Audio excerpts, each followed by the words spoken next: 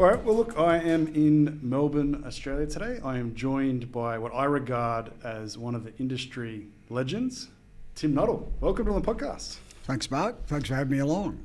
So, wind back the clock a little bit. I think I met you almost 10 years ago, I think, when I was working at Baseplan. I actually got a bit of a funny story.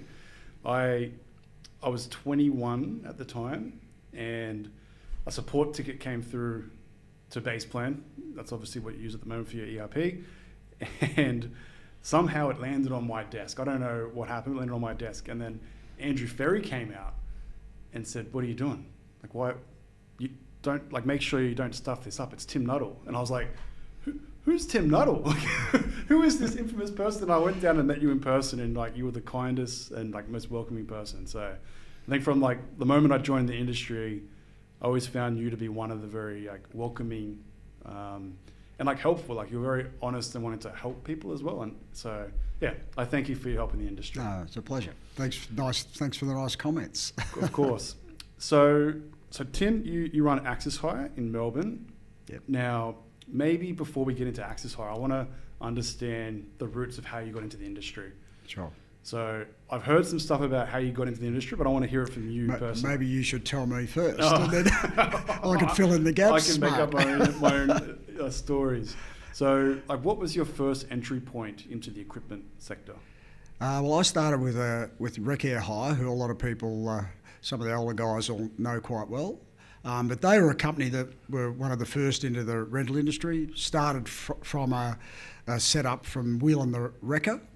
They started with a couple of compressors, and when I joined them, they had 5 branches in Victoria and they had 2 in New South Wales. And I'd come down from the bush. I'd spent 2 years doing an arts degree, which wasn't sort of taking me where I wanted to go. So I headed off to Melbourne as a young country kid and decided to have a crack and see what... So started labouring, hanging up green sheepskins out in the western suburbs of Melbourne, and that probably wasn't going in the direction I wanted. And looked in the paper and saw an ad that said, this is a bit sexist these days, but 2 intelligent young men required was the ad. And I thought, well, that's got to be me. And applied for a position with Rec Air Hire at their Coburg branch, was the head office, and was lucky enough to get it. And the rest is history, as they say, really. I was with 20 years with Rec Air Hire, worked my way up from hire controller through to an assistant state manager, through to into a sales role in Latrobe Valley at the Loy Yang Power Station, which was the biggest construction site in Australia by probably double the next. And then fortunate enough to make branch manager at the age of 28 with 25 people reporting to me and going as hard as you could go in the rental industry. So it was a pretty good learning ground, really. Wow. Yeah. So when you first joined the industry, did you have much knowledge of the equipment that they rented out? No, no knowledge at all, really, when I first started. And I often say to young people, it took me 12 months to work out roughly, I'm still learning, but to learn roughly what it worked. I couldn't work out, like, how do they keep, where's the next job coming from, and why doesn't it just stop? You're only as good as the last phone call. So if the phone calls stop, what happens? I just couldn't. And how do you work out the pricing? Like we'd be quoting prices, but it took me ages to just get a concept of how all that fitted together and what made a hire company tick. But I had my dad passed away when I was 10. We had a shed full of kit. My dad had built a speedboat. We had motorbike bits and pieces. Grew up with building motorbikes out of push bike frames. So grew up with a mechanical sort of background with machinery and plumbing and all those sort of bits. So the equipment suited. That just fitted with the sort of stuff that I liked. And the other thing that I in the labouring job that I had, you were always looking at the clock, like it was so boring, and you were hanging up sheepskins. And so when you hit the rental industry, it was so busy. Like, we were absolutely flying when I joined in 1976. You never got a chance to look at the clock, which I liked. You just worked your butt off. You started early, you finished late, and you worked Sunday mornings, and I just liked it. I just liked the activity and being busy, and so it was good. Yeah. So why do you think you were successful at Recare? Well, I was prepared to do what it took, basically. Like I can remember when I first started, they asked if anyone wanted to work on the weekend to do a stock take and not get paid. And I think I was the only one in the company that said yes. Okay. and they all, the guys I was working with, what are you doing? I said, oh, well, and this is, my brother once said, you're working too hard, the company's taking advantage of you, and, and I said to him, look, if I work hard and give it 110%, I might get lucky. It might pay off somewhere down. I didn't know whether it was going to, but it might just pay off. And I've always worked hard. I've given 110% to everything I've done. And that applied, I put in the hard yards and learning the equipment, trying to understand. The fact that the first 12 months I couldn't understand it, I work hard at trying to understand what's going on around me, and not trying to put all the bits together. So I think, a good work ethic goes a long way. Yeah. And wanting to as well. I wanted to, although I should explain, I was probably 24 years old, and so I started when I was 21. And then I was still a bit unsure as a young person, so I went back and tried to get into physical education.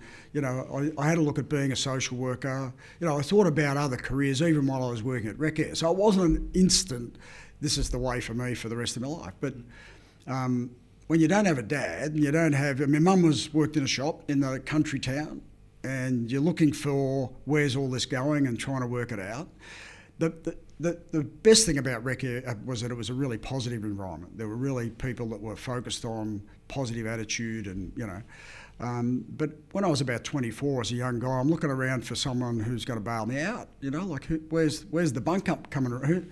And I worked out no one was coming. It was on me to make a life myself and work out how it was going to work. And so I decided I'd be a businessman. I didn't know what that meant, but Okay. so I was going to be a businessman, right? Not a phys ed teacher, not a social worker. And I even thought about being a union rep at one stage. And so I just went about working on being a businessman, whatever it took to, and I was probably lucky somewhere in amongst all that. I bought a self-improvement program for $300, which at that stage is probably equivalent of $3,000 these days, when I had no money. And it was about goal setting and planning and, just ways of improving your lot in life. And so, made a decision and got on with the process. So, yeah. So 1976, you said? 76. 76. Yep. What was the hire industry like then? Well, it was going really fast. Like we had 5 hire controllers in an office and a separate bookman because it was so busy that one person couldn't do the book. Yeah, well, no, sorry, we couldn't have a hire controller doing the book. We had to have a separate. So we do a page and a half. So that's about equivalent of about 40 or 50 deliveries a day. So it was going pretty hard. This is all handwritten. All handwritten. Yep, handwritten contracts. We had computers, but they were the control alt. It wasn't very friendly, and blue screens. And, it was pretty basic stuff that you just entered. We didn't enter it. We had people behind the scenes entering the contract so that we could then produce invoices and that sort of thing. But, so it was busy and we had a lot of trucks coming and going and, and it was, a lot of that Recare had a full range of equipment. Like it was a general rental company with everything, like compressors, jackhammers, generators, pumps, the works, toilets. And then, access equipment came on at a much later date. The access equipment didn't exist when I started in the rental game, so which is probably hard for people to believe. So it was fun, And what about the rates back then? I didn't really know where rates came from when I first started, and I was a fairly junior sort of person, right through until you become a salesperson. You're not really too familiar with where the rates are coming from and how they're being quoted, and the managers would tell you what, if you had to give a price, what it should be, and All I remember back then was that you'd ask the question, well, how do you work out what the rate is? And they said, oh, well, it's sort of on an 80-week payback. And you go, oh, what is it? Well, to do that, you had to know what it cost to start with, which you generally didn't know, And then it sort of later on it developed into 1% of the purchase price was sort of a number, that floated around. But there wasn't, the science of all that was pretty... I don't know where they got the numbers from, Mark, to be honest. I don't know. But like from a purchase to rate percentage, let's just say, or average rental rate in the 80s compared to today? Got no idea. Well, I can tell you how I work it out now because I spent a lot of time with accountants and, when Brambles owned Recair, who they bought later, we had financial models, which I still have, where you put in the net present value and the internal rate of return and you put in the interest rate you expect to get and all that stuff. Yeah, I want to talk about that as well. I'll pull that later. But back then... But I guess my point I want to talk about is, I remember I was talking to Greg Parfitt, and he was saying in the 90s, like the price for a 19-foot scissor was roughly the same rate that it is today. Yes. And he was working on the Crown Casino, I think it was. Yes. And like for me, that's crazy.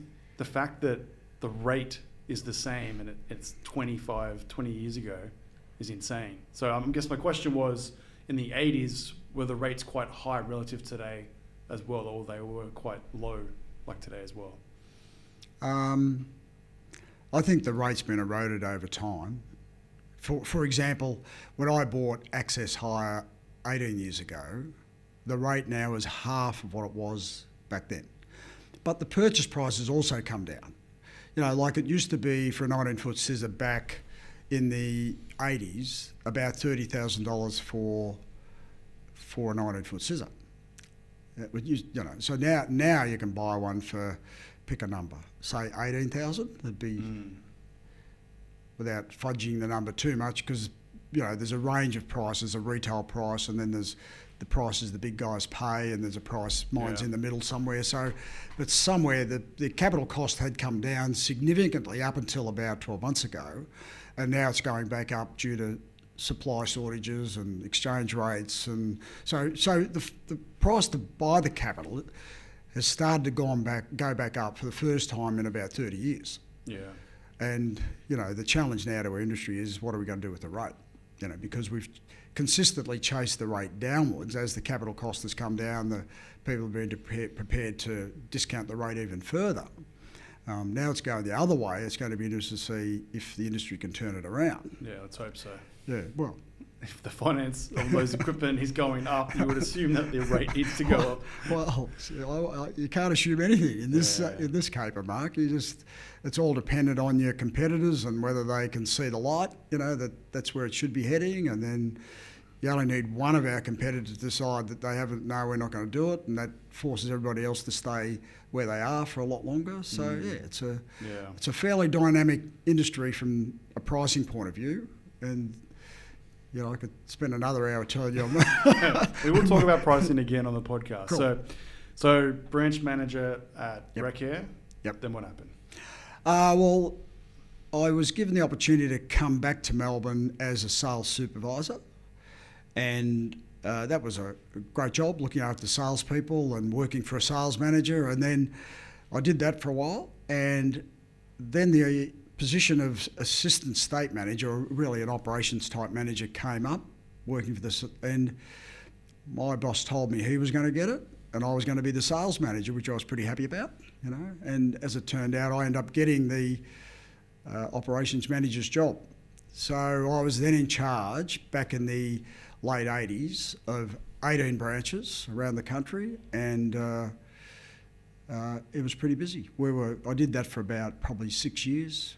We were absolutely flying in the mid to late 80s. We were boom times. Couldn't get enough equipment quickly enough. It was just absolutely flying. So, yeah. And then what happened? Well, Brambles bought Recair, and that was a significant. There was a management buyout from Recair management put together that didn't quite get up. Brambles bought us. It was about 6 months before the 90s recession, so good timing for them. gave us all a lot of challenges. And my boss at the time, Michael Conroy, who had the opportunity to, there was a lot of autonomy in Rec Air. It was run by some really good managers, Ray Kelsey, Mike Flynn, who a lot of the people will know. And of course, when you get new owners coming in, corporate, very accounting driven, they want to have their own people in place. So Max Williams was our general manager, came in from Brambles. He had a job to do. Unfortunately for Max, 6 months into the acquisition, we hit the 90s recession and lost 45% of our business in 6 months. So there were some significant challenges for everybody trying to keep the wheels on and make it all work. And Michael decided that he didn't want to be party of the new acquisition, and found the lack of autonomy that came with that change quite difficult. And so he took other opportunities, and I was lucky enough to get in the middle of a 90s recession to get the job as state manager. So the end result of that was I had to put off 150 people, which I personally went and spoke to, and we tried to turn the business around, which after 3 years we managed to get the return on investment back into shape and where they expected it. But somewhere along that path I realised that Rec Air was never going to be the same, and the investment wasn't being put into the company to keep it together and to make it prosperous. So took an opportunity to leave the hire industry and went and worked for Cleanaway as a management development program within Brambles, and worked for Cleanaway for 2 years, looking after their municipal waste industry out in the eastern suburbs of Melbourne, and then went on and looked after their industrial waste collection right across the whole of Melbourne for a period of time. Excuse me. So couple of questions there. Let's just go back to you laying off 150 people. Yes. No fun. Talk me through that emotional roller coaster. Well, tough. Tough. Got have a bit of a philosophy, and that is that if you haven't got the courage to make the hard decisions, then someone will make a hard decision about you, and they'll put someone in who can make the hard decisions. Because, and in the middle of it, one of the people I work with, Gary Northover, who some people know, he was very successful in setting up cat rentals in Victoria, and his father was a union head of one of the unions. I can't remember which one it was. And one day there, we're sitting trying to decide who goes, who stays, and I said to him, "What's all this about?" I said to the management team, because we'd worked together. I said, "What's all this about?" He said, "Well, here's the theory. If you don't let some go, they'll all go. So if you don't let, half of the team go, then all of the team will go because the whole lot will collapse." And that sort of made a bit of sense to me, but it wasn't easy. Like some of the people I was going up to during that period, I'd worked with for 15 years, and they were good people, and they were doing a good job, but there just wasn't the work. Like I often say to people, if you're under 40 years of age, or it's even more than that now, and if you weren't working in the 90s, then you haven't seen a recession. So people don't understand, a lot of people don't understand what a real recession where you lose half your business in 6 months looks like. And it can be tough, And so how did you keep it all together mentally during that period, do you think? I had pains in my chest for 6 months. So I guess the short answer is it's tough.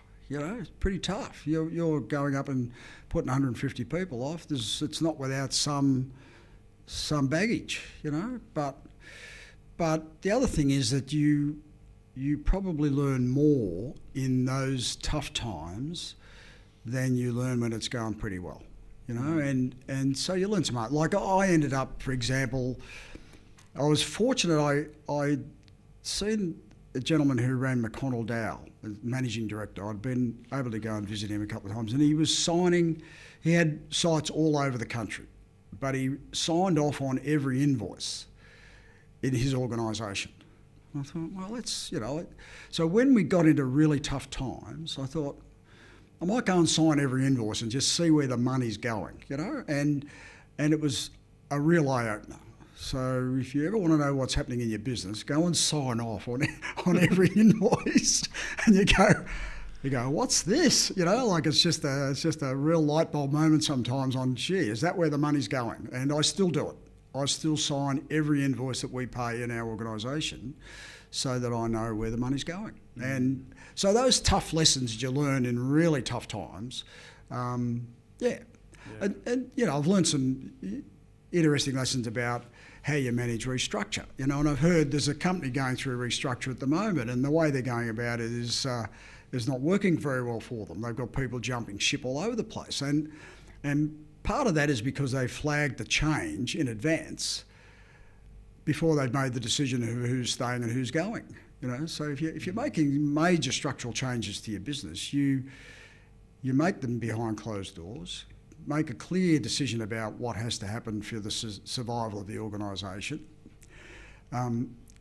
You go and talk to the people who unfortunately have to leave, but you very quickly go and talk to the ones that are staying, Or in some cases, you just talk to the people who you want to stay before you let the people know so that the uncertainty of the change is taken out of the deal, and reassure the ones that you want to stay that there's that they're not on the list and they're not likely to be on the list, and that way it's very important to try. No, the other thing I was going to say, I'm sorry, and it's a very good point, is that the most important thing when you're letting people go is that you do it in the best possible way, because the people who are staying are watching what you're doing to the ones that are leaving. And a lot of people miss this point. They treat people on the way out quite poorly, where it's really important that you look after the people that are leaving, because everyone who's just staying is looking at them and go, well, how are they treating the people that are leaving? Because they really don't care. If you really care about the ones that are leaving, and it's a decision you've had to make because you've got no control over the economy, then the people who are staying can see that you've got compassion and you're serious about looking after them properly. So then, how did you get back into the equipment industry? Well, the Cleanaway job in the waste industry didn't go so well. The manager I was working for, and he and I didn't get on very well. I'll probably prefer not to go into all the details of that. We can skip that part. But anyway, just say we didn't get on, and I told him he probably should pay me a year's salary and I'll go. And eventually the board got involved, and that's what he had to do. So I went back to Rec Air for 12 months, and if I left within 12 months, I got a year's salary. So I had to leave. And if I could leave and get a year's salary, get a job straight away and get the year's salary, that was money in the bank for my family. And fortunately, about 11 months before I was about to leave, JLG and I were able to talk to each other, and I joined JLG. So I left Rec Air.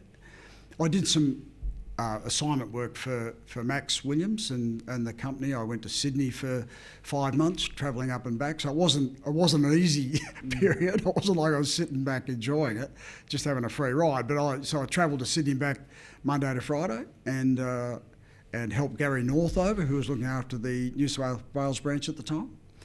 And I did a strategic review of the Western Australian business for the company, and the end result of that was that they bought Coburn Hire. So there were some good things done during that 12-month period, but the end result was I had to get out of Rec Air and fortunately joined JLG. Yeah. So what was your first role at JLG?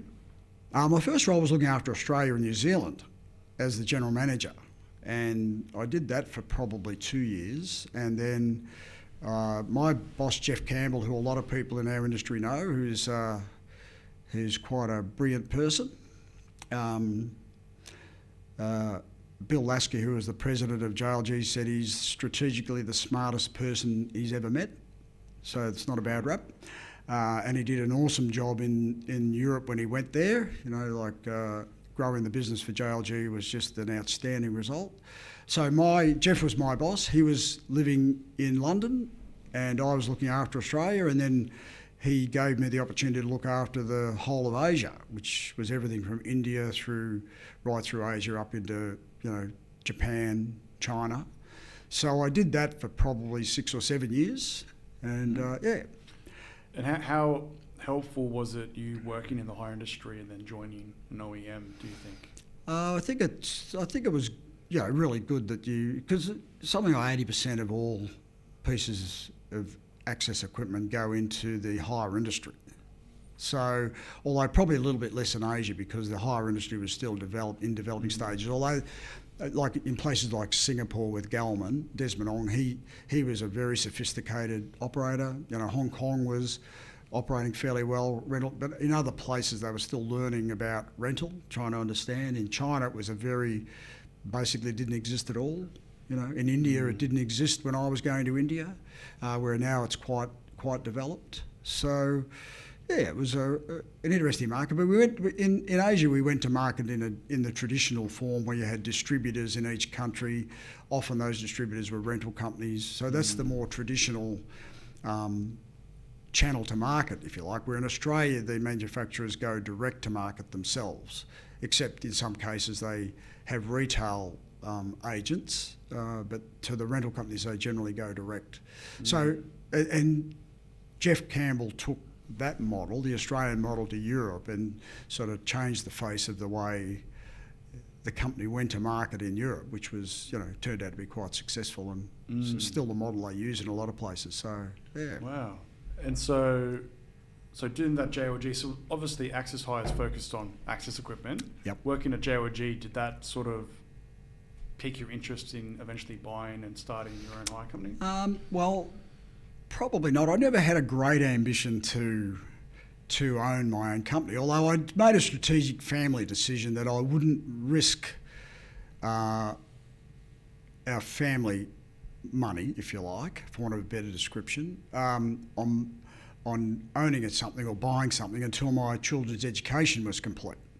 We wanted them to have a private school education, and if you risk everything you own and go broke, they don't get their education. So I'd made a strategic decision to stay in corporate type life, but I'd progressively worked. I left JLG because of the travel, basically. I really enjoyed the international business. I really enjoyed the work when I got there. I just didn't enjoy being away from home all the time. I was 10 days a month out of the country, and then when I got home, I was still travelling around Australia and New Zealand. So, I remember sitting in Hong Kong one weekend. My kids were getting into their late teen years. I was there by myself because on the weekend when you're away doing business, all the people you're dealing with go home to their families and you go to the hotel. So, and I'm sitting there thinking, well, it's going to come a point where my wife's sitting at home by herself because the kids are off doing what they want to do. They've grown up. And I'll be sitting in a hotel in Hong Kong, and that wasn't going to work for me. So I made a decision that it was time for me to get out of JLG. And the kids were at the point where their education was under control. So I set a goal to get out of JLG and get home. And if I could, get some equity in a business. And within 3 months of setting that goal, Ready Hire in New Zealand approached me and asked me if I'd be the managing director of their business in Australia, which was a small hire business in Queensland, which was the general rental part of Dompra Hire. Okay. And Dompra had gone into liquidation at that stage, and Ready Hire bought the general equipment assets in Queensland, and Conplan bought the compaction assets of Dompra in Queensland. So it seemed like a good option because I was going to own 25% of the Ready Hire business in Australia. Sounds pretty good. But the day I started, the Australian business was basically broke, which I didn't realise when I took the job. 25% of a broke business. I quickly worked out, Mark, that 25% of nothing is nothing. So I went. I was supposed to do I hope this is not too boring for everyone. I flew into Palmerston North. I was supposed to do a meet and greet up through New Zealand to all the branches, and fly home back and start working in Australia. The managing director at the time rang me and said, the directors are sick of sending money to Australia. What do you need? I said, well, you better send me the P&L, let me have a look. And he did that. And by Sunday afternoon when I was flying to Palmerston, I worked out there was red ink everywhere. So I flew to Palmerston, The branch manager drove me halfway. The managing director picked me up, and I went into a 3-day meeting with liquidators to work out whether I had a job, whether I was shutting the whole lot down and I was going home with no employment, or whether I could turn the business around and make something of it. So I put together an hour-and-a-half presentation of what I thought I could do. I looked at the utilisation of the fleet and realised there was some capacity there, and jumped on a plane, and they were overcooked on the number of people. They hadn't made any adjustments since Don Pryor had, run into some issues. So I jumped on a plane, went to Queensland, let 9 people go out of a team of not that many, and progressively started to put the wheels back on. So took 2 years. Eventually sold the business to National Hire. Stephen Donnelly and Greg and Adrian were kind enough to take it off our hands in the end, and we got the money back. The Kiwis got their $2 million back, and but just when that was happening, I realised I was working my way out of a job with Ready Hire because they'd sold their New Zealand business for quite a good price, which left a fairly small Australian business. And so at the time, my PA that I'd had worked with, Gillian Harris at JLG, rang me and said, "Have you heard Malcolm, who owned Access Hire, was selling?" And so I rang Malcolm and said, "What are you doing?" And he said, "I'm selling." So we got in touch, worked it through, and went and borrowed a whole lot of money and bought Access Hire. We'll get into Access Hire because this is when the story starts getting interesting. So, am I talking too much? No, mate, you're doing You perfect. Sure? So, Ready Hire. So that 2 years where Red Ink all over the P&L, and then you sold to Steve Donnelly's National Hire. Yep. How did you turn that business around? Other than obviously letting people go, how did you turn it around? It's a good question because the first thing, our biggest customer up there was on rates. You talk about rates. We're on the lowest rates I've ever seen anywhere. And so we upped their rates 25%. They obviously walked away the next day. And the next month we had $5,000 more profit on our bottom line than the month before. So clearly we were paying them about $5,000 a month to do their business. We had an 80-foot boom where we were getting we were getting several $100s less a month than the lease payment. So, and the other thing I should say, there were some really good people in the company, and there were a couple of salespeople there who are still in the industry. That did work with me, and we, were able to get through the right doors and talk to the right people, and we picked up new contracts, and we all worked pretty hard, to try and pull it all together. So you can't do it by yourself. There's some really good people up there. Karen Donald, she did the payroll, and there were a lot of people that that contributed to us getting it back together, and So a lot of people, they're scared to piss off their biggest customer because they think that everything's going to turn to shit if they leave. That if you're burning cash just to keep them as a customer, it's not really worth it. Well, sometimes when we're looking at new customers for Access Hire, I say to our salespeople, it'd be better to write them a cheque for $3,000 a month than take that business. You'd still be maybe $6,000 in front. So somewhere you've got to work out whether you're making money or losing money. Not every customer is a good customer. Sometimes the damages can be so high that whatever you earn on the front end, you're blowing out the back end. So and they're just value judgments. When you've been kicking around a long time, you can, if someone said, "Well, how did you analyse that and calculate it and work it out?" I couldn't give you the answer, Although I can, it's a funny industry, people say, how do you know, how do you work it out? And I recall, during the Brambles times, that in New South Wales, the airport extension was being proposed and being tendered and had been won, and Rec Air were going to have a crack at doing the work, up against Coach primarily, in the old days, and And so Brambles, with their accounting philosophies, went around trying to calculate whether it was going to be a profitable job or not. So they tried to work out what machines might be needed on site, and they tried to work out the utilisations, and they worked out it wasn't a very profitable job, so they decided not to tender. And I thought, well, they've sort of forgotten about the lighting tower that goes over and sits in the corner for 4 years and never gets, like there's so many unseen variables in our industry that sometimes it's hard to quantify exactly how it all adds up, and sometimes you just need to have a bit of feel for what's going on. So when I saw the 20, that customer that was on a significant discount, it just didn't feel right to me. If I try to analyse it, I don't know what factors I could have put in. It just looked way too cheap, and they had a huge amount of our equipment tied up, like it wasn't, so we were doing a lot of wheel spinning. But I guess if I could just step back a bit, like in the 90s recession, we had a lot of site buildings, and we had about a 20% utilisation on 20 by 10s are a very common size, 20 foot long, 10 foot wide. And I'm not sure what that is in metres. I think it's an 8 by something. Anyway, I made the decision, executive decision, let's get them out. Let's just get the utilisation up from 20% to whatever. So we spent a lot of money preparing them. And I looked at the total revenue from that category of equipment when we were at that 20% utilisation. Anyway, we got the utilisation up to 80%. We spent a lot of money getting them ready. We spent a lot of money sending them out. So I went back and had a look. The total revenue had gone down. Wow. Down. So we went from 20% to 80%, and we ended up with less revenue than when we started.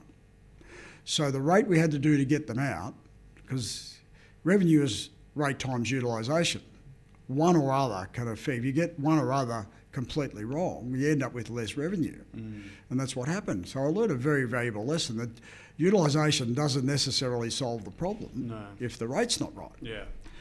So when I went to Ready Hire, and you look at the amount of equipment you got tied up at such low rate, regardless of the utilisation, it just wasn't the right number. So that's interesting insight, because if your average rental rates are garbage, it doesn't matter if you're at 90%, 100%, doesn't matter.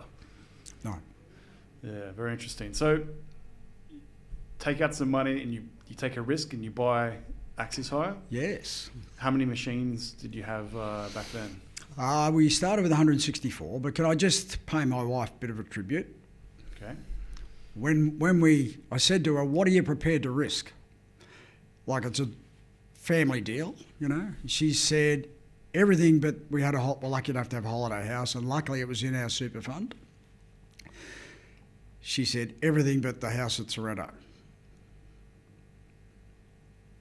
It's not bad backing. It's pretty good. If your partner says she's got your back. So anyway, just wanted to because I props. Just throwing some props out there. I just want to make sure, because there have been so many times when I've had an opportunity to stand up in front of it, and I've had a little bit of success here and there, and I've been up, even at the higher conventions when I've been given nice things, and I historically am horrible at forgetting to... Today we've remembered. Today we've remembered to thank Jan, my wife, who's just awesome. Thank you, Jan. Thank you, Jan. So I want that on record. So we borrowed... Well, if you take the vendor finance that was in the deal, about $3 million, and we bought 164 machines, and they were a bit tight, Other people had looked at it and thought Malcolm wanted too much money, but having spent the time putting the wheels back on at Ready Hire, I realised that it wouldn't matter what the condition of it was, I could make it work. We'd find a way through it. So we managed to borrow the money. Some from the bank, some from Malcolm. Malcolm was kind enough to leave some money in for us, and started work. Wow. And so today, how many machines do you have? Well, as of today, we've got about 640, maybe, a couple more. Wow. And I hear a rumour that you have a rock climbing wall at your branch. Not technically at the branch, Mark. Okay. All right. Where is this rock climbing wall? Well, we've got a factory where we keep a few of the toys and bits and pieces, and my wife and I built it. Okay. Ground up. And so it's a rock climbing wall. Yeah. It's 7.3 metres high and about 3.6 metres wide, and primarily for the grandkids. But, my daughter's taken some of her girlfriends there to have a play, and we've had the relatives come over, and so it's That's nice. built to international standards, read the international, all the right stuff, all the right stuff. All compliant. Well, that was something I remember when I first met you, how involved you were in sport and just like bike riding and all that sort of stuff. So has fitness always been something that's been in your life the whole time? It has, yeah. Yeah. I started bike riding, racing push bikes when I was 8 years old. My dad was a plumber and a builder, and he'd hurt his shoulder playing footy once, and there was a really strong bike riding club in my hometown of Leongatha, and so we just started racing bikes when I was a kid, and I did that summer and winter until I was 15 and had a bit of success at various levels. And then I got sick of summer and winters, bike riding's hard. It's hard. If anyone's wondering, it's a hard sport. It's a very individual sport, and so I decided to go and play footy with my mates, and I did that for 15 years. So and when I gave footy away after 15 years, and I coached for a year, and I had a bit of success with footy, so, played in a couple of grand finals, which was nice. I went and had a go at triathlons because I'd always had marathon running, so had a bit of a crack at that for a while. And fun runs, like your 10K runs, and so always just Fun been a runs. bit, 10K, it's just fun, just a casual 10K. Well, and then my son was, Travis was playing footy, and he wasn't enjoying it that much, and I said to him, well, do you want to go and give bike riding a crack, So off we went, and we've sort of been doing that ever since, really. He was maybe 12 or 13 at that stage, might have been 12, and so we've been off bike racing together for ever since, and we've both done Ironman triathlons in that time. We about 3 years ago, we went and did a 6-day mountain bike race in New Zealand together. So just crazy, crazy. And we still ride Monday. I rode 4 days last weekend, Monday through to Thursday, and Travis and I rode together on 3 of those days. And my son-in-law rides with us. He's doing an MBA at the moment. So when he's not studying, we ride as well, and so it's a nice and bit so of do a you family think, connection. All that athletic work and bike riding and whatnot, like if you had to stop it all today, what impact do you think would that have on your life? Do you think it plays a big impact in keeping you mentally strong as well? Oh, I don't think there's much doubt. Bike riding's a really tough sport. So when you start at such a young age, there's only one way you get to be over the line first, and that's got to be tough. And you have to train hard, like all, the Ironman triathlon, for example, the hardest part's the training, doing the actual event. Yeah. You think that's hard, but like I used to go to the pool, at 7 o'clock at night after some days I'd ridden to Sorrento and back was 180 Ks, and then I'd run 14 Ks when I got back, and then go to the pool that night, Sometimes I'd be asleep when the guy turned up. So, some of that mental toughness is not a bad thing. And but the other thing, like my son works pretty hard, and I've often said to him, like when you're fit, when you're not fit, you get to about 1 o'clock some days when you work hard and you just, you run out of steam. But when you're really fit, you get to 1 o'clock and you're still tired, but you've got the energy to keep going. You've got that resilience to sort of make it through. And especially if you have to ride home after work as well. Well, I don't want to. I train early in the morning and then go to work, and then I can't. I really have trouble finding the energy at the end of the whole day to get out and train hard. So I get it done early. You can imagine. And so, family still involved in the business? Yeah, daughter's in the business. Yeah. Jade, my daughter's been in the business for about 12 years, and a fair bit of that time she's been working at home with kids, and but she pays all the bills, which for me is very important. We only have you hear so many stories where people have had other people working for them and the money went missing, and when your daughter's paying the bills, you feel you sleep well at night. Finger on the pulse. Finger on the pulse, and she pays the wages, and and she's recently come back into the business, working at the office, and we're sort of tag teaming a little bit where when she's there, I've got a little bit more flexibility. So, yeah, it's really good. And how has your fleet changed over that period as well? Sorry, how's my what? The fleet, your equipment. Well, we just keep, we just keep buying what our customers need, basically. We're driven by demand. I've never thought that I was clever enough to be able to predict what the next bit looked like.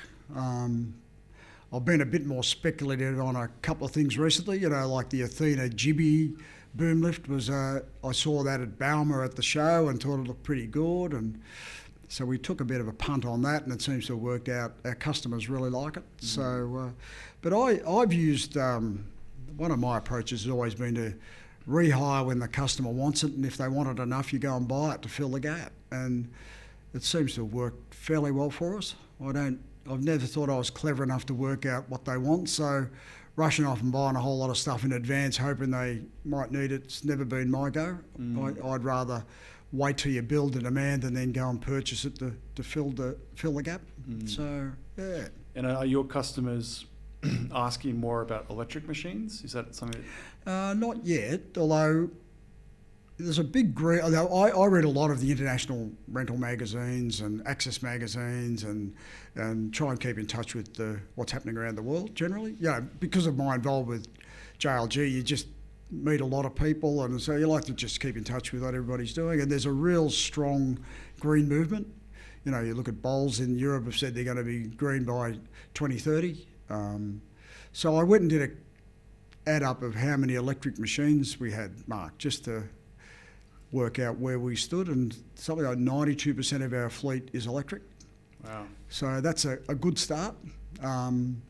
We've got solar being put on our factory at work today to try and do our bit there. I'm not professing that I'm the leading green person in the world. Jan, my wife, would laugh at these comments, but it'll be interesting. I think it's we're close. 92% we're close, and I think we with our fleet we could probably hit a 2030 target if we with our environmental commitment to being zero emissions by then if we had to, and I'm just not sure. Yeah. There's a lot of hydrogen talk. There's a lot of, I'm just not sure where all the electricity's coming from. If we all go electric cars, where some summers we're struggling to run our air conditioners, and yet if you put 1 million cars a year on the road that are electric, we could be, there's some real challenges coming out of that whole environmental area. But yeah, I think as a business, I think we're well down the path for being able to, if the pressure came, our customers said, if you're not 2030, but if you're not green by 2030, then you won't be getting our business, then we're pretty close. We're close enough to be able to manage it, I think. So, yeah, that's good. Yeah. So I want to talk about discounting. Yep. And pricing. So maybe let's break it down in a very simple way. You buy a new machine, how do you typically figure out the price? Or what do you think is the standard for figuring out what the rate should be on a daily, weekly, monthly rate? Well, one of the theories is price taker or price maker. And I think this is a long story, Mark. You haven't got time for the full story, I don't Give me the think. cut down version.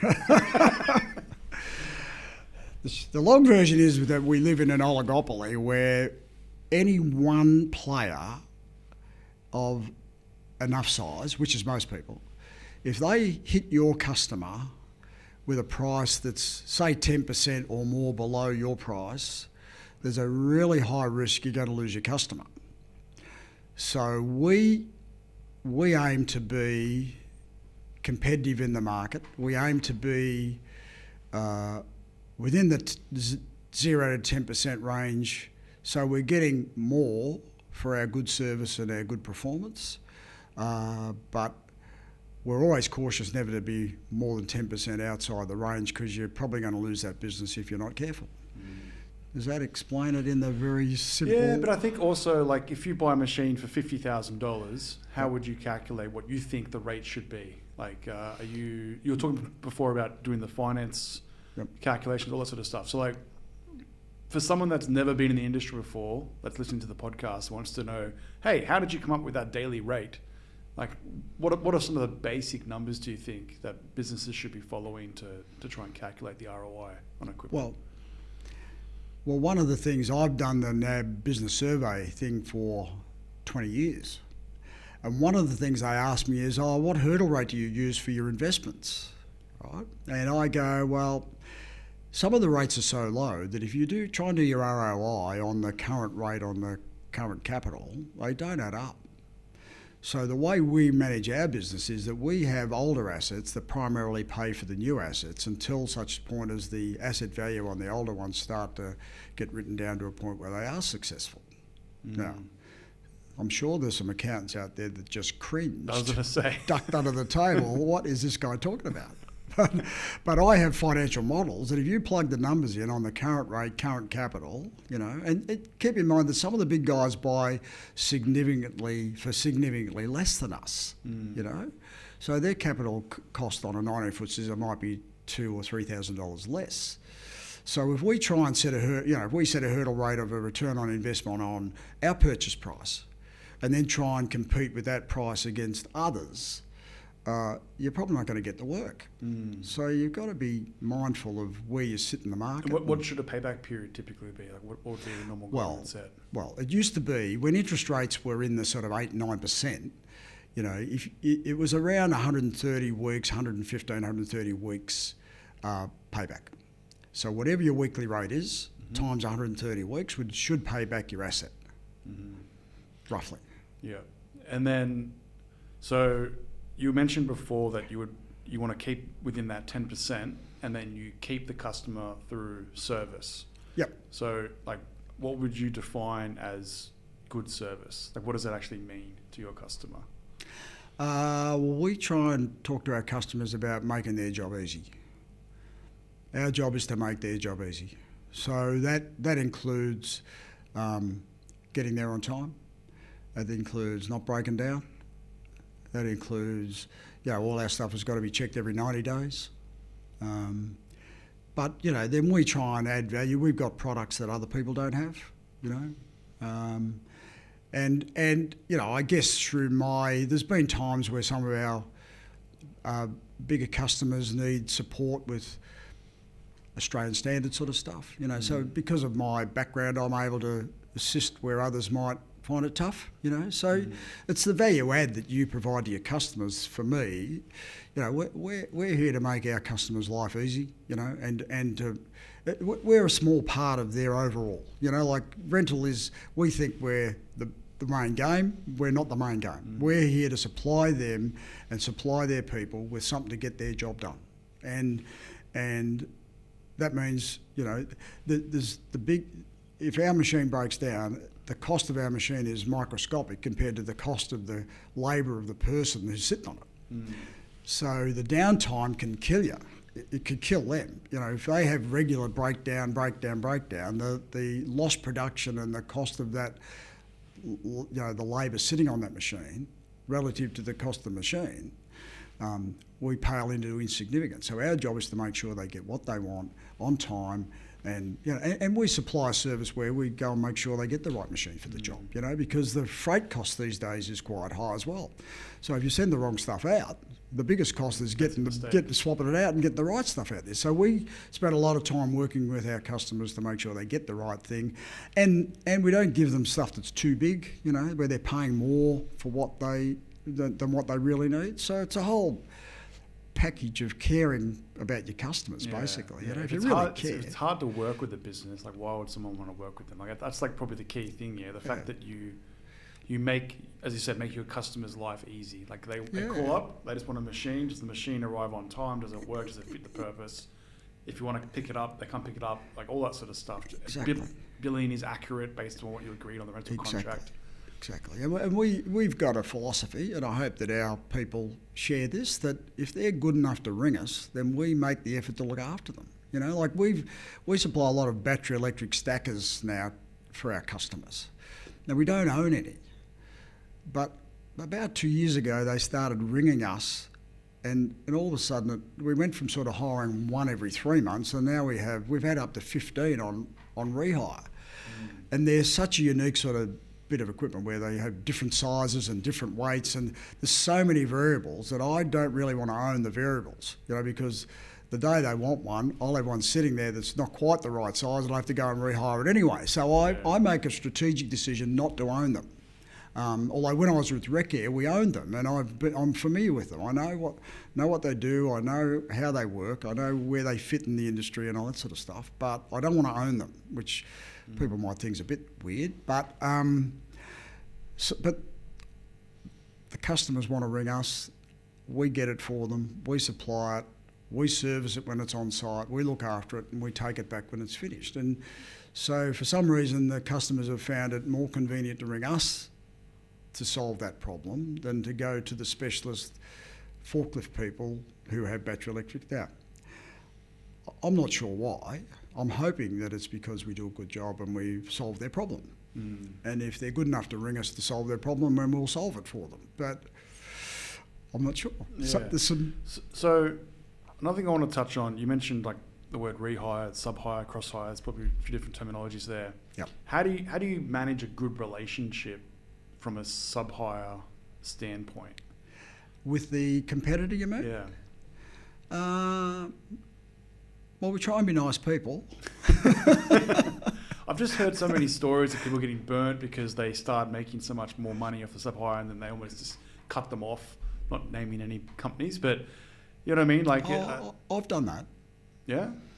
There's people we don't hire to because they don't pay. Well, it's not that they don't pay. Like, for example, like if you were sub-hiring a particular type of machine that you didn't want to own and you were making a lot of money and then your competitor saw that you were making money off that and they said, we're no longer going to give you that machine because you're making too much money. I think that, like, you're sort of cutting off the knees of like your competitors just because you control the asset. So I guess it's how do you foster those relationships to agree on rates and whatnot to make it like equal for everyone? Well, we work together. Like it's quite common. You know, we have sort of a set of rates, and then when we have sort of a rehire rate, and then but often within reason, they'll say to us, look, we've had to do this rate to look after our customer. Can you help us out, and so we can make at least some money on it or break even on it? Now, you know, we had a call the other day where the rate was so low, we said, no, we're not doing that. That's just not a fair, that's not a market rate, that's ridiculous. We're not helping you with that. But most of the time we try and help them, and then similarly, they help us. So, yeah, it's just a matter of building talking relationships. And, I think, like most people outside of the rental industry don't realise how connected all the businesses are. Yeah. It's quite unique compared to other industries, I think. It's not to say we don't have our issues from time to time, Mark. We've had issues, you know. It's not all green and roses. No. You know, and we you know, like I've been to VCAT where one of the competitors, you know, I won't go into the detail, but they took us to VCAT and thought there was an issue, and we didn't think there was, and fortunately we won that, you know. And they shouldn't have taken us to VCAT, but that's where it can get to sometimes, and you know. VCAT? VCAT is the Victorian Civil Administrative Tribunal, so it's sort of a court where instead of going to the magistrates' court or the federal court, or it's a court that has a jurisdiction to decide over civil disputes. Okay. Yeah, and they can make a decision. I think I know what story this is, but we won't talk about it. Yeah. So if you're having a blue with someone, rather than go to court, because courts have a financial setting, over 200,000, it's magistrate, up to 200 it's magistrates. Over that, you've got to go, county court. So VCAT is for sorting out smaller matters without clogging up the courts with these smaller matters. And this matter was $3,000. Where they wanted to charge us for damage to a machine that weren't our responsibility. It was their poor maintenance of the machine that caused the issue in the first place. Mm. And we managed to sort that out. But then there've been other, I've had legal notices not so long ago from one that said, you know, and they were, again, it wasn't the right information that they were working off. So, just business. Yeah. You know, you just got to work it out, and you know, if you you know, like we one of the things that I've always prided myself in is being ethical. You know, like if you're fair and ethical and you play with a straight bat every day of the week, then you sleep well at nights. Yeah. You know. Yeah. Don't stab anyone in the back or burn anyone. And I don't do dodgy stuff. So if I'm saying it's not, I want to inspect this rock climbing wall, but I feel like there's some dodgy. So what'd you say? I want to inspect this rock climbing wall. yeah. No. That's it's all good. All good. But talk about the industry. So, you have been heavily involved in the hire and rental industry association. So, what involvement have you had over your career within the group? Well, the hire and rental, like Rec Air was involved in the hire and rental industry when I was a young guy, you know, so I used to go along to the meetings and all that sort of thing. I probably became more involved when I was the Vice President General Manager of JLG, you know, because you're a significant player in the industry in that role. So I was on the executive back then for quite a long time. As an OEM, you have sort of a different role to play. You know, you're there to provide knowledge and experience and backing and that sort of stuff. But and then I went out of it when I was with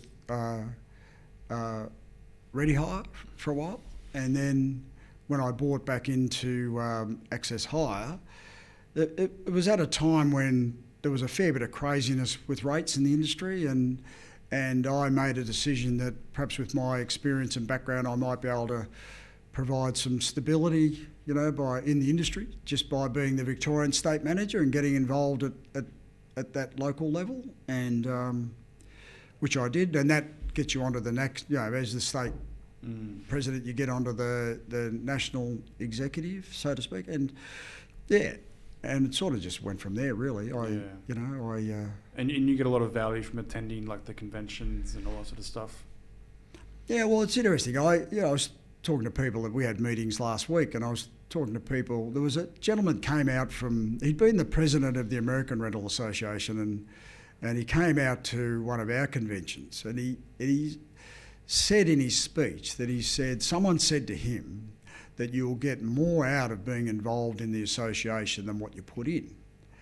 And I think he's right. You know, I feel like you put in a fair bit, but your involvement and your awareness of the industry and your knowledge about what's going on and all that sort of thing pays back in spades, really. Like, it's just, you know, people talk about networking. I'm not a great networker, but by being involved in the association, and I've been involved with the HRIA, with the Personal Property Security Act and Gary Kerr. We've done a lot of work to, I should pay kudos to Gary Kerr while I've got the opportunity. He's a legend. Right. So I talk about legends. He's a legend. He's an inspiration, and he's done an awesome job in leading the charge on the Personal Property Security Act. But just being involved in all of those things, you know, that gives you opportunity. You go to Canberra and you're involved in talking to politicians.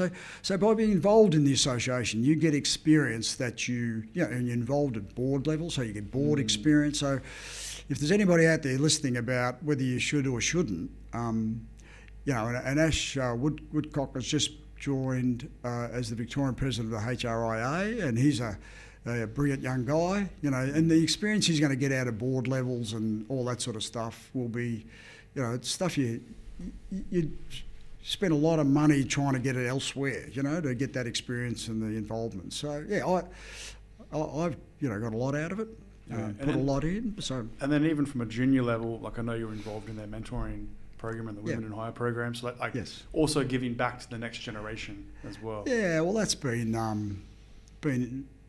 you know, really interesting. Like, and I encourage other mentors out there if they're thinking about it, because, like, it was great being involved in the Women in Hire program, because, you learn so much about young women, and how they think about things and how they sort of see their careers, and it's been really valuable for me. I mean, I'm hoping that they get something out of being involved with me as well, but it's a two-way thing, and I think the Women in Hire program and the young professionals, the biggest part for them as well is missing with their peers, and hearing other people. They might have some insecurities about certain things, and they'll see that, even the higher achievers in the industry have the same sort of concerns or issues that they're trying to deal with. So it's they're both great programs, really good programs, and I'd encourage mentors and mentees, if they think about it, to have a crack. It's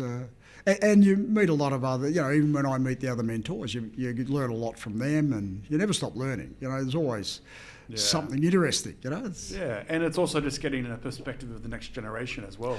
Absolutely, yeah. Like, if I could just share one of the things that was a light bulb moment for me, like, as a young male, like, when you're working your way through your career, you would never quite finish the job you were doing, and then another opportunity would come up, and you weren't quite ready for that other opportunity either.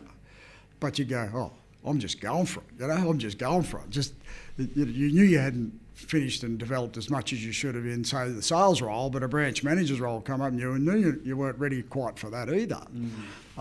I'm just going for it. Where young ladies have a different well, this is what I've learned. They might tell me I've got this completely off the planet. All right, let's hear Tim They might say, on young women. Tim, what were you thinking? That is not what we know. Anyway, but young ladies, they want to make sure they've completed the job they're in, and they want to make sure that they're completely ready for the next job before they'll move on. And I can tell you, but from recent personal experience, I think that is correct. They don't want to leave behind anything that's unfulfilled and unfinished, because they're worried about their team, and they don't want to leave, anything behind that's not quite right. And they're nervous about whether they're really ready for the next stage. They'd rather make sure they're properly ready for it before they'll jump into the next role. And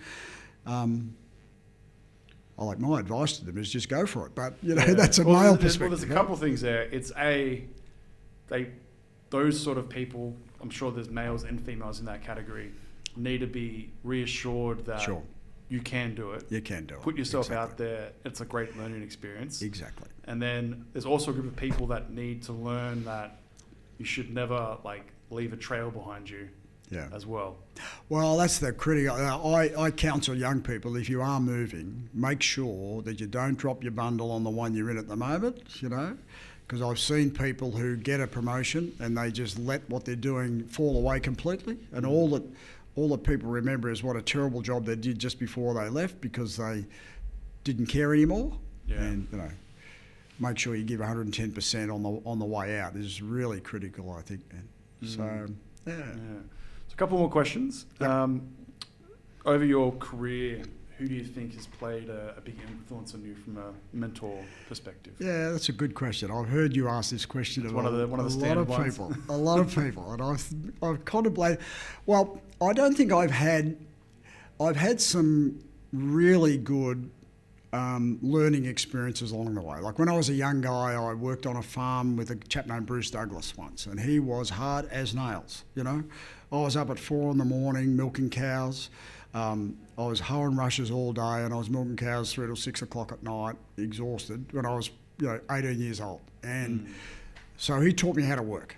So I've had been very lucky to have a lot of people along the journey that I've learnt some very valuable lessons from. Like Ray Kelsey, for example, was the managing director of Rec Air when I was in Latrobe Valley running the mall branch for Rec Air. And I probably should qualify a little bit that I did a major psych test once, and the psychologist said, "You're a very, very, very independent person." And I'm gone, you're probably right. Anyway, but so I've had a sort of independence and resilience, and so I'd be sitting in the Latrobe Valley, and you'd run into a problem. And from my experience, a lot of managers pick up the phone and ask their boss, what the hell am I going to do, you know? Where I'd sit there and I think, what would Ray Kelsey do? You know, Ray Kelsey was the managing director. There's no one above him for him to ring. He's the boss, he's number one. If I was Ray Kelsey, what would I do? So I'd sit back. Usually there's only 3 or 4 options. In my experience, there's probably only 2 that are viable. Make a decision. So I'd sit back and I'd think, well, Ray would have to make a decision because there's no one for him to ask. So I'll just make a decision. Yeah, and then own the decision, yeah? And own it. Yeah. Get on with the job, you know. So, but also you take on board people, you know, like I learned from a lot of people, you know, like I've learned from Ray Kelsey, you know, he was a calm guy and he was a good leader. And, you know, Max Williams, for example, who came in with Brambles, and he taught me that there's always tomorrow. You know, often when you're in the middle of a issue and just sit back, you know, you don't have to belt yourself up today, sleep on it, it'll still be there tomorrow, you know. So there's a whole lot of learnings from a whole lot of people that you sort of take on board and, make the most of it, sort of stuff. And so if you could give some advice to the next generation of leaders in their mid to early 20s, Yep. What would you say to them? Well, the first thing that comes to mind is education, you know, and check, like young people, I've often said to young people, do you know what the glass ceiling is? And they go, I don't know what that is. You know, well, the glass ceiling is some invisible thing that prevents you from progressing. And like I did 2 years of an arts degree at the Gippsland Institute, wasn't going anywhere. Sociology, psychology, economics, politics, wonderful subjects. You know, you learn broad, you know, good. Took off, went back when I was 33 and did a business management degree. Now, I wouldn't be where I am now if I hadn't put in the hard yards on my education. In fact, when I got the state manager's job at Rec Air, Max Williams said to me, if I hadn't been studying for my degree, I wouldn't have got the job. Now, if I hadn't got that job, then I wouldn't have got the JLG job, I wouldn't have got the Ready Eye job, and I wouldn't have been where I am today. And I wouldn't understand business to the extent that I do if I hadn't done a business management degree. Yeah. So the first thing, if I was a young 20-year-old, I'd check my education, and if it's not quite where you think it should be, then go back to uni or go back and, you know, develop your education. That'd be my number one. You know, I think Scotty Daly he referenced that. He said that you were influential in making, guiding him to do his MBA, I think. Which is while he was with you guys, I think. Yeah. Yeah, when he was working with us, he started doing that. That was nice to hear. Yeah. And finally, so how does Tim Nuttall define success? Yes, well, that's another one that I've been contemplating since. You knew it was coming. I knew it was coming. Listen to the new podcast episode. And I've got the best. No. So for me, success is about achieving your goals.